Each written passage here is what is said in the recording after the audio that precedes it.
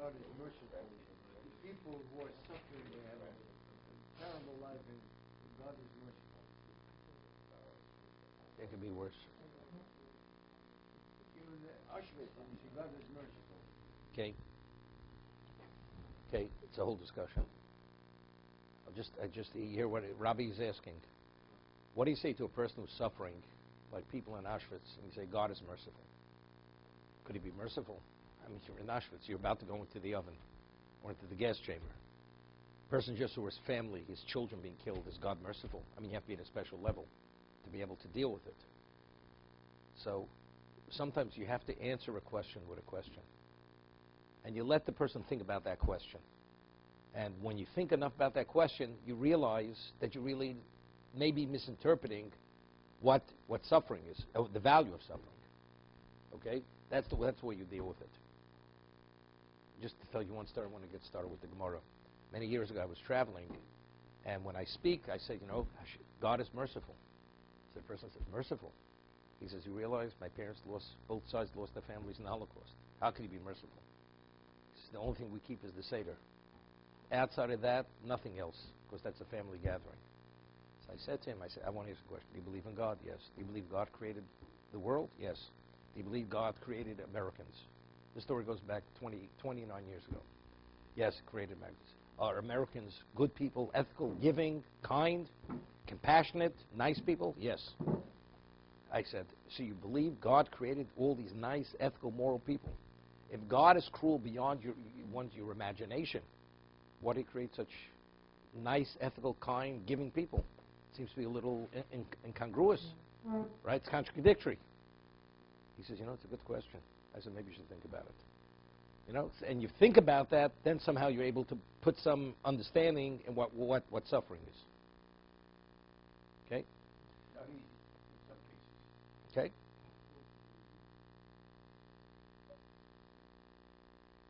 Is it easy to become a rich man? Unless you inherit it, right? It's not easy. Life's not easy. Okay, we're holding at the Mishnah. The Mishnah Nun He Nun Vovim Beis. Just began this yesterday.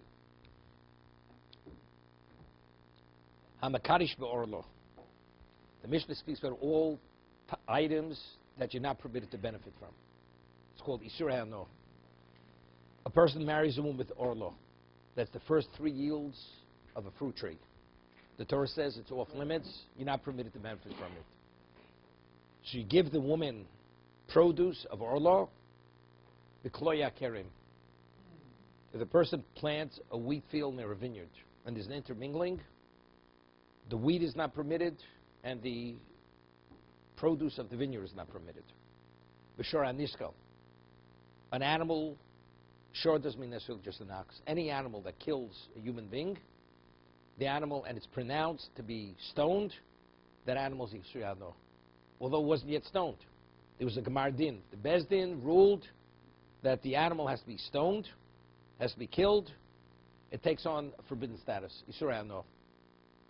And the Gemara will explain, even if you would slaughter it, after the Gemar Din said not, because the Gemara says, you're not permitted to eat it.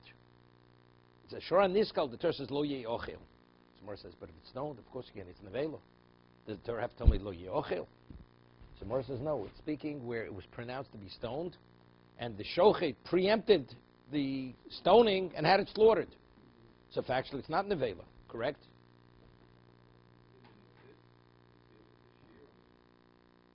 So that the Torah says, so therefore, Le'ochel tells me that so therefore you still can't eat it. You're not permitted to eat it. So Gemara says, so how do you know Isur Achila? The Gemara's going to deal with this in the Gemara. So maybe Le'ochel means that even if it was ritually slaughtered, where after the Gemara Din, after the verdict of Shor Niskal, did you slaughter it? Maybe you'd be able to eat it. Torah says Le'ochel. You're not permitted to eat it. But the Gemara says, maybe that's only Isur Achila. Maybe that's only limited regarding eating. How do you know even you're not permitted to benefit? The Gemara will discuss this. What? Because it's Balashar Noki. The Gemara says the owner of the shore is Noki. He's free. What do you mean he's free? It can mean he's vindicated. Or free means Noki min chosov. It's like a person loses everything he owns. He's like stripped naked. He has nothing. Meaning after that he's Noki, meaning he has no relevance to the animal. He cannot benefit. That's the connotation of Noki. Noki means you're cleaned out. totally fleeced. Okay? You cannot even give the animal, the shore, to be eaten by a dog. No. There's a Rashi in Psochim. Chometz is Yisur Hano, correct? Chometz you're not permitted to benefit from. What about you want to take your chometz and feed it to Kelev Shel Hefker, an ownerless dog, stray dog? Your dog, that's you're benefiting, because normally you'd have to feed it. What about a stray dog? Even a stray dog. Because it gives a person a certain sense of satisfaction when you give it even to a stray dog. An ownerless dog doesn't make a difference. Okay? So that's Sharon Nisko. Egla Rufa. There's an argument in Gemara in Yuma. Egla Rufa, you find a corpse outside of a city, and you're not sure, you can't locate the murderer, so the community has to bring an Egla Rufa. So now there's a question, when does it become Yisur Hano? Egla Rufa, this is a calf, a young calf. Is it when you take it down to the Nachal, you take it to the location into that valley where you're going to decapitate it? Is the Yerida L'Nachal, that's enough? Well, no, it's only after you break its neck, that's when it becomes Yisur Hano. It's an argument in Gemara. No, designation, nothing. It's not. Designating alone is not. No, that's the question. Is it Yerida L'Nachal? Is it taken to that location? Or is it actually when you break its neck? No, they don't burn it. They don't burn it. No, they take an axe or a cleaver, they hit it, break its neck. That's Egla Rufa.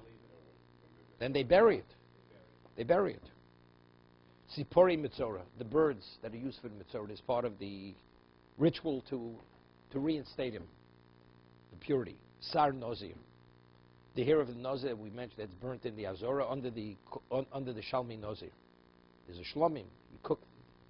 You cook it in the Azora, in the sanctuary, and it says you burn the hair that he cuts under that pot. Petach Hamor, firstborn of a Chamor, right? Petach Rechem, open the womb. Bosa B'cholov, right? Left off yesterday, talk about dog food. Harvey, remember the dog food? We discussed it yesterday. Okay. Bosa B'cholov. Bona fide Bosa B'cholov. You take kosher meat with milk, cook them together, it's Bosa B'cholov. L'chol hadeus, nobody argues. There's a question, we mentioned at Nevelo, there's a question if that's Bosa B'cholov Midoraisa or not. You have to rely on the Rambam to be able to benefit from milk, non-kosher meat. Yeah.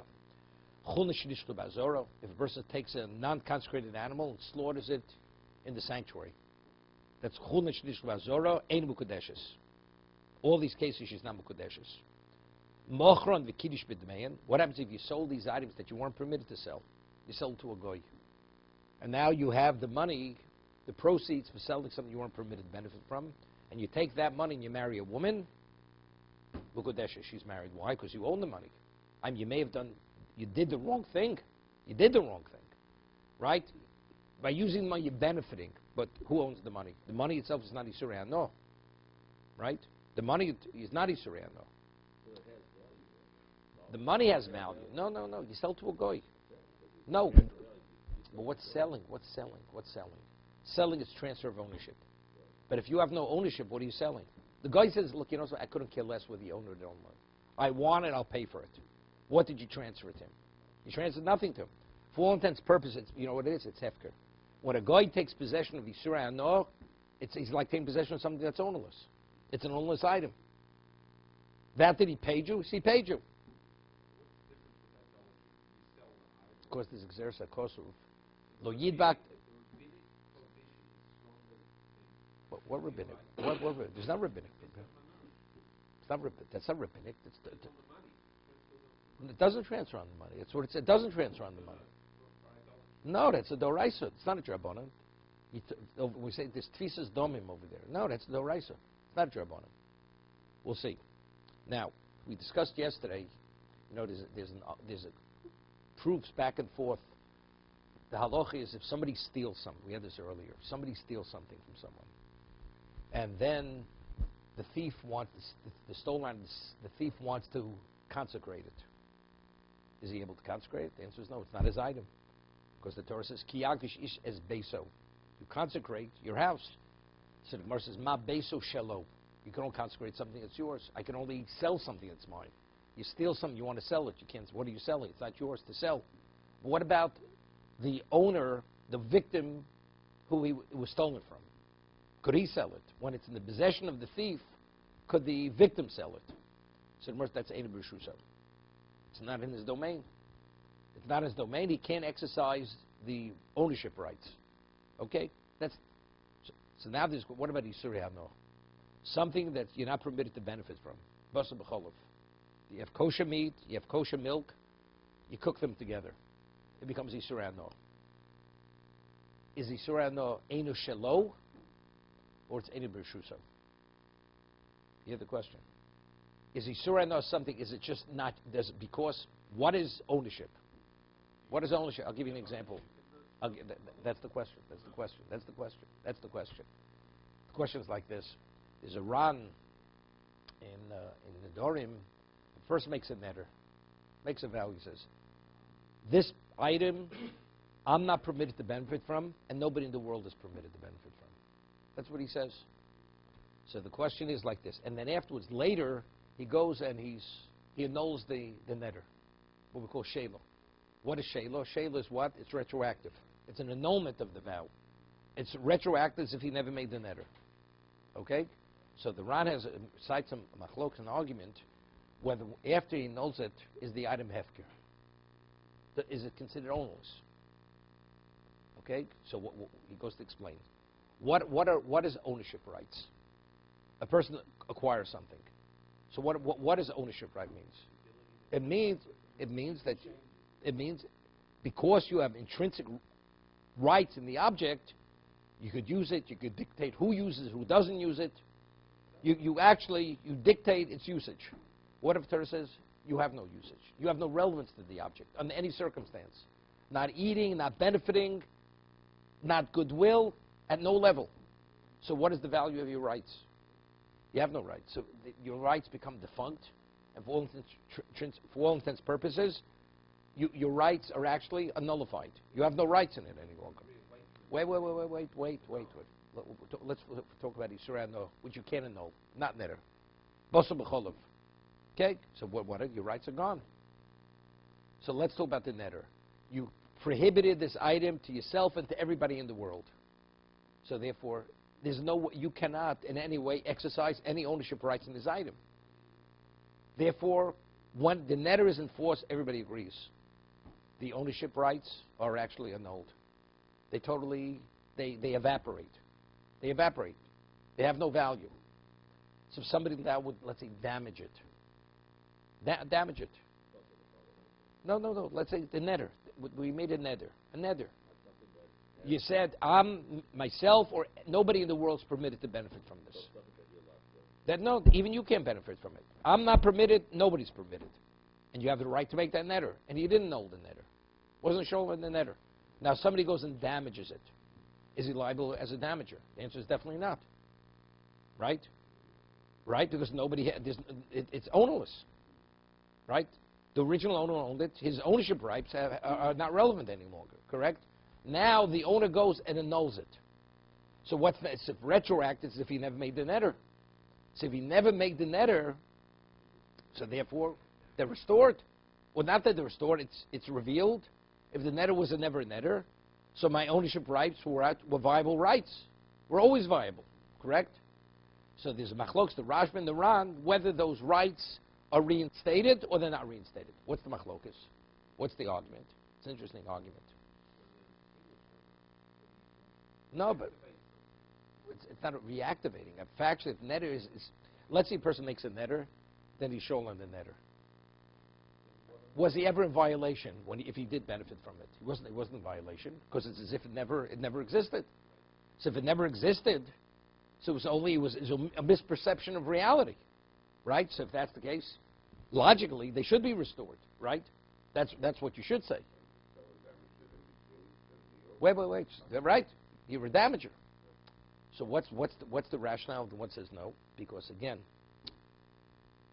there's a case where, which the Gemara brings, if let's say Adam came and testified in court that an animal's a shor nisko, and they ruled shor nisko.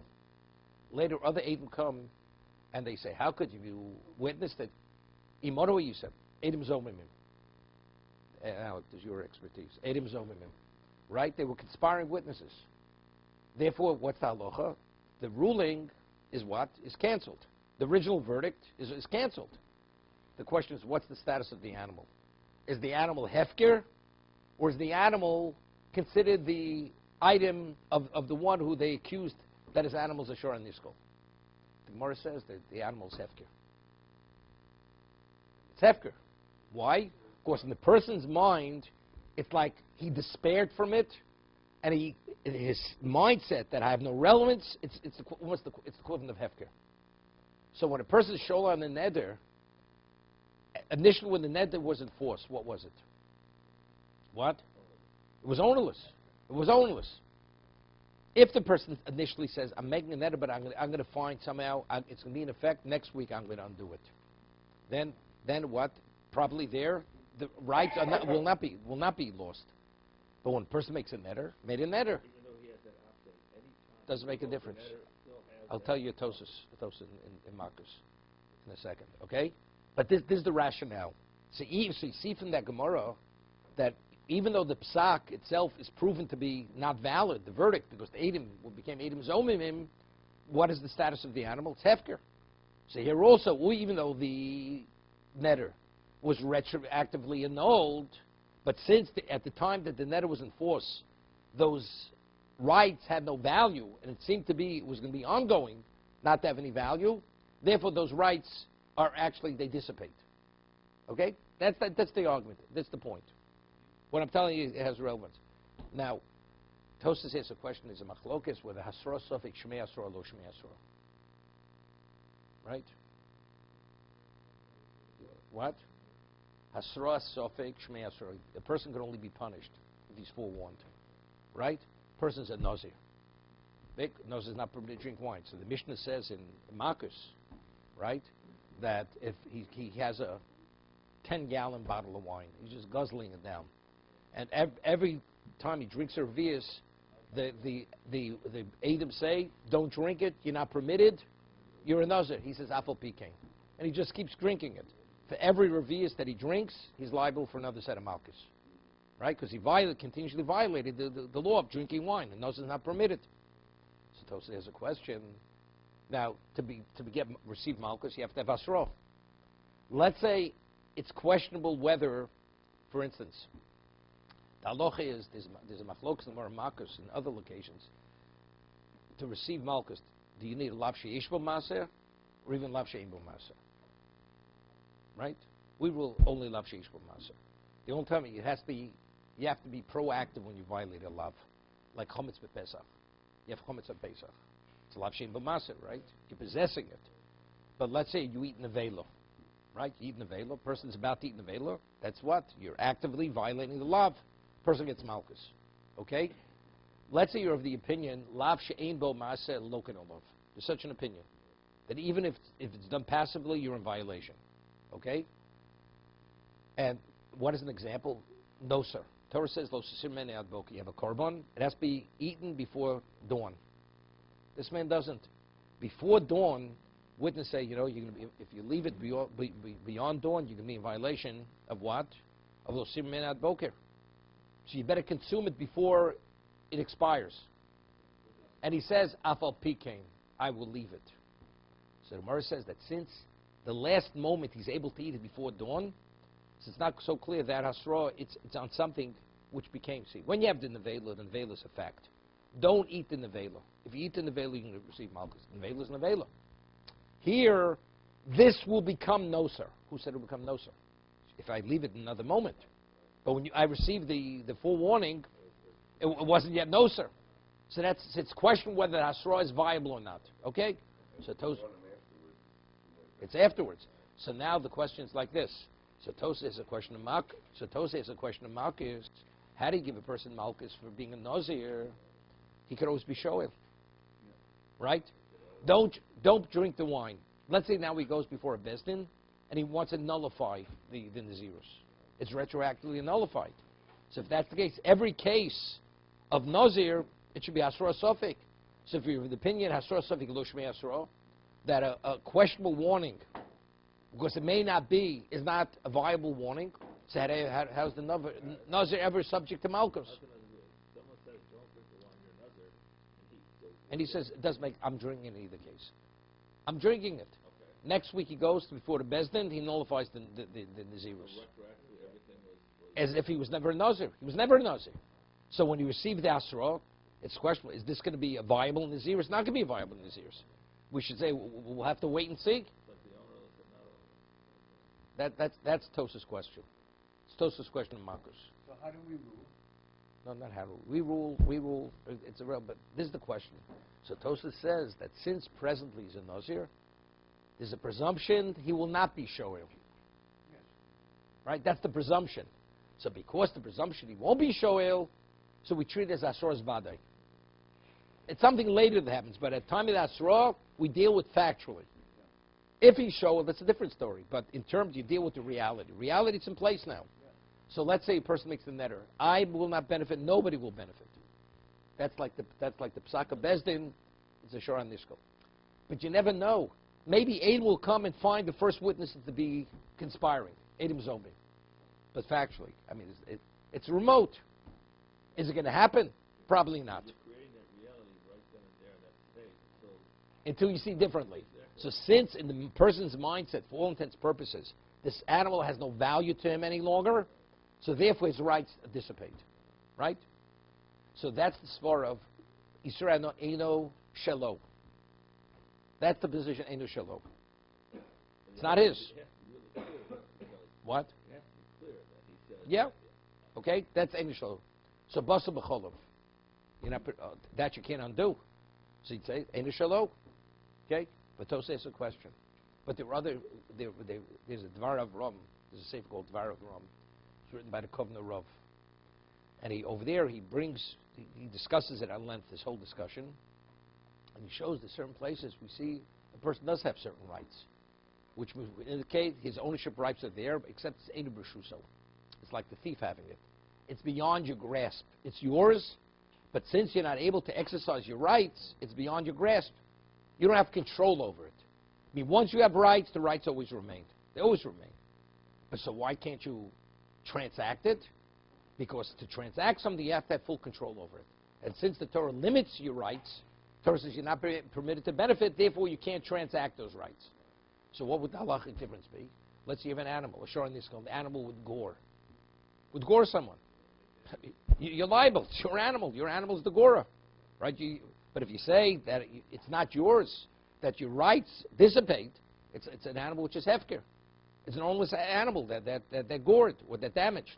Right? That would be the halachic difference, whether it's considered the person's or not considered the person's. So he's saying that he would be liable for this damages. If it's considered his. If he gave up that animal and said, you know what, I'm no one who uses this animal anymore, me nor nobody else, If and the animal damages, who's responsible? No, if he's mafkir, the person's mafkir his animal. He makes that matter. No one can use that. No, let's look at the case. Let's look at Shor Nisko. Shor Nisko. This case is Shor Nisko. Right? It was ruled it will be stoned. Let's say the animal is still considered his. He can't marry a woman with it because it's like I can't transact something. I can't transact something that I don't have full control over. Like a stolen object. Let's say a thief has a stolen object of yours. Could be worth a fortune. It says, I'm marrying you with the object that the thief has. Is she married? She's not married. Why? Because you can't exercise any rights on that. You can't transfer it. Right? It's the same thing. But it's yours. So let's say that animal would damage.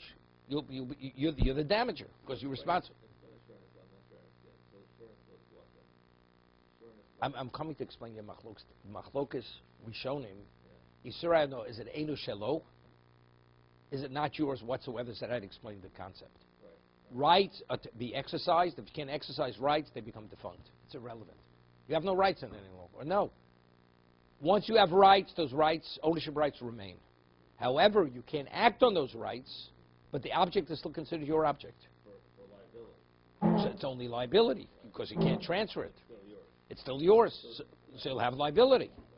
You could really say it's still yours because you have that option to change that netter in the future. No, I'm not talking that. I'm talking about Or anything. the case. You can't change Basar B'cholov. How do you change Basar B'cholov? How do you change Orla? Orla is Orla. It's the yield of the first 3 years. Right? All the cases given in the Mishnah This is etched in stone. Cannot be changed. Logically, every time you have something like that, you might as well should be mafkir. You can't be mafkir either. Because it's Ein Shalom. You can't be mafkir. It's Ein B'Shuso. As you can't transact something, you can't deem it ownerless. So what kind of ownership do you have? You're stuck with it. You're stuck with it. So what kind of ownership do you have in Buffalo Hollow? How do you have? You have ownership rights. Because originally the meat was yours and the milk was yours. Now it becomes Yisrael. What happened to your rights? Your rights are still there. What kind of rights do you have? No, your ownership right. You own it. You own it. That's all it means. Your obligation. What counts as that ownership? Nothing. No. But I'm going to explain to you in a moment. After you hear what the Dvar Avram says, you'll understand where I'm going with this. Okay? But there are two positions. Is it Eidu Shalo or it's Eidu B'Shuso? That's the Machlokes we've shown him.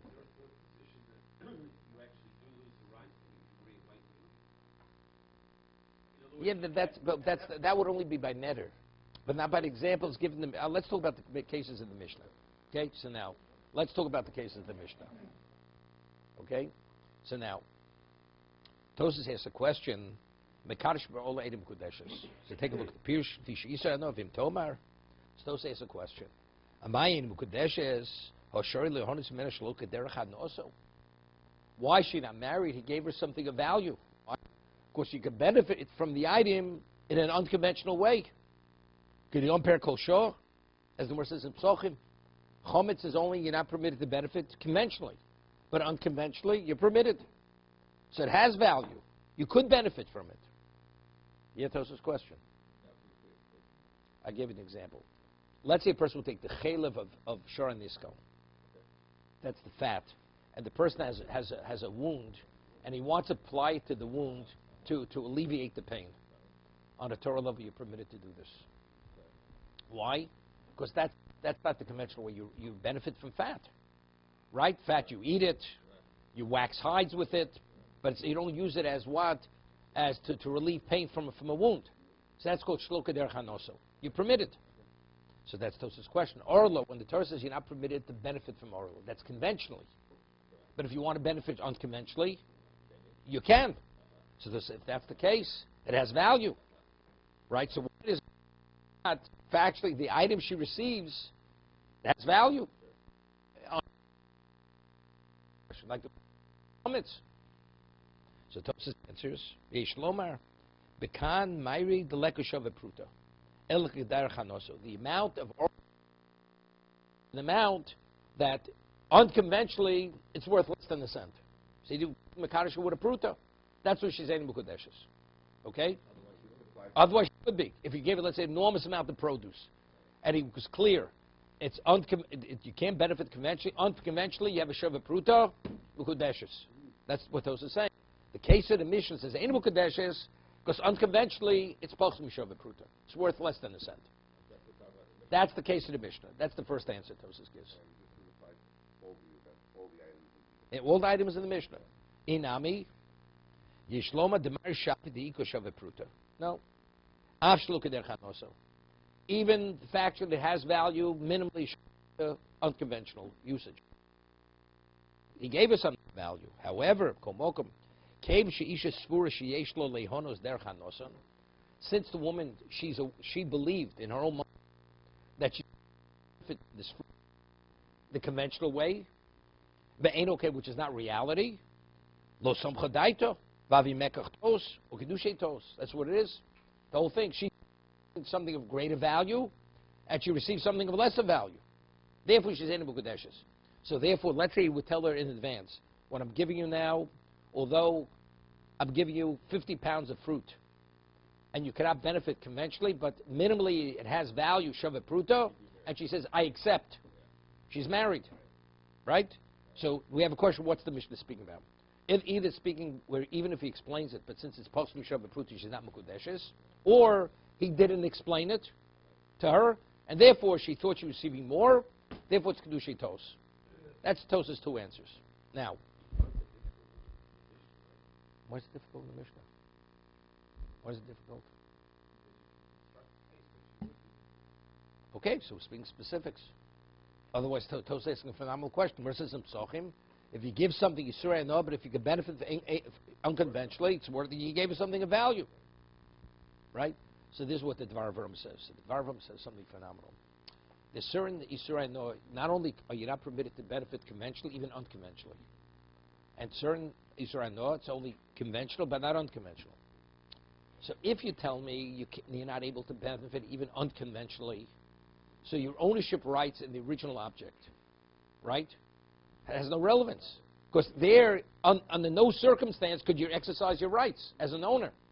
But if we're saying Arla was saying, but he gave a Shav Pruta. What did he give a Shav Pruta? But if you tell me something becomes Yisrael, no, your rights dissipate. So even Shlok Derech no, you gave him nothing. Right? So evidently you see clearly, no. That if somebody's permitted to benefit from something, Shlok Derech no, his rights remain. They remain in the object. And that's the reason why she should be Mukadesh. That's Tosaf's question. And here he could. It's not called the Eini B'Shuso. He's transacting it.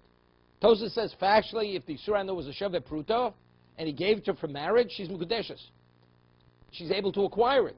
He's able to transfer it. She's able to acquire it. But if he has no rights, what did he give her? So you say that even though conventionally my rights don't function on a conventional level, but my rights still are viable rights because Shlok Derech Hano, the Torah permits me to benefit.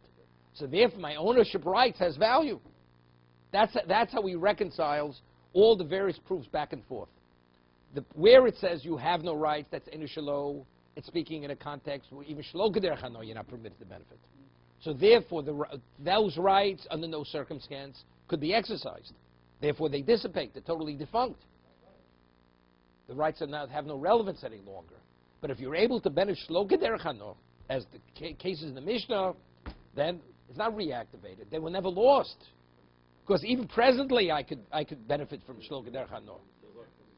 What? The Mishnah, Orla. All the cases of the Mishnah. All the cases of the Mishnah. So the case of the Mishnah is Shalom. Avodah Zorah. Avodah Zorah. Derech Hano, Shlok Derech Hano, you're not permitted to benefit from. Right? There were some other cases. So that's the Mishnah. Tosafos says, because it's Poksum Shavet Pruta. That's why it's Ein Mukadeshes. But let's say it was Shavet Pruta Shlok Derech Hano, she'd be Mukadeshes. That's what Tosafos is saying. Or she's unaware that it's Yisuri Hano. She's unaware. She thinks she could benefit from it conventionally. So it's Kiddushin. It's like Tosafos says earlier. Why is a woman not to marry with a diamond? Right? Because she thinks she's getting more and she's getting less. Because a person doesn't have the expertise to make an evaluation of what she's receiving. Same idea. It's Kiddushin. I thought you give me something of greater value. It's lesser value. Ein Mukadeshes. So that's the second teretz in Tosafos. So that's how we reconcile what? Dvar Avram. Dvar Avram. The Kovna Rav. So what is the Dvar Avram saying that's different than Tosafos? He's not. He's just explaining. He's explained the concepts, the two positions. They're not necessarily contradictory. It depends on which context. Even the one who holds that it's Einu Shelo, but he says it can be in a case of what? Such as where you're permitted to benefit Shlok Derech Hano. If the Torah allows you to benefit unconventionally, what do you mean my rights are defunct? They're not applicable. They can't be exercised. Torah says you can exercise it. So is that the last part of the Mishnah? No. What's the last line of the Mishnah? No. But if he did anyway... No. That's not what the Mishnah calls. If you went and sold the Orlo, let's say he took the Orlo, which is Yisrael, and he sold it to a goy. And he paid him $10,000. He takes the $10,000 and gives it to the woman. So the woman's receiving $10,000. Harei Mukadeshes with $10,000. She Mukadeshes. She received $10,000 that she could benefit from $10,000. She's Mukadeshes. He didn't do anything wrong by selling it. He did. He did something wrong. Because he's benefiting from something he wasn't permitted to benefit from. Right? We said you're not even permitted to give chametz to an ownerless dog. Because it gives you satisfaction that you're satisfying the dog. But if he's selling those items... He's not really selling it. He's not selling it. He's selling it to local darkness. You know, the goy paid full value. To the goy, he's permitted. Why should He charged more for local darkness to the goy. And the goy paid him for that one. goy could care less? The goy chamshel pesach is bread like any other bread's bread, right? Whiskey, right? For the Jew, he's not permitted. The goy's permitted. So to the goy, it's irrelevant. What's illegal about it? What's wrong with it? Because by taking for it, you're benefiting from something you're not permitted to benefit from. Factually, the money, the guy says the money's your money. He was agreeable to give it to money. So the money, he acquired the money. But factually, when you took that money, when you sold it, you benefited. You did something wrong. But the money now, it's his money. So if he marries a woman with that money, she's mukudeshes.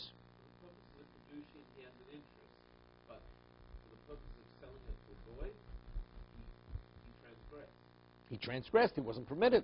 But now the end result, the end product, which is the proceeds. Who owns these proceeds? They belong to him. So if they belong to him, he marries a woman with them. She's mukadeshes. Right? Simple. Okay, we'll stop here.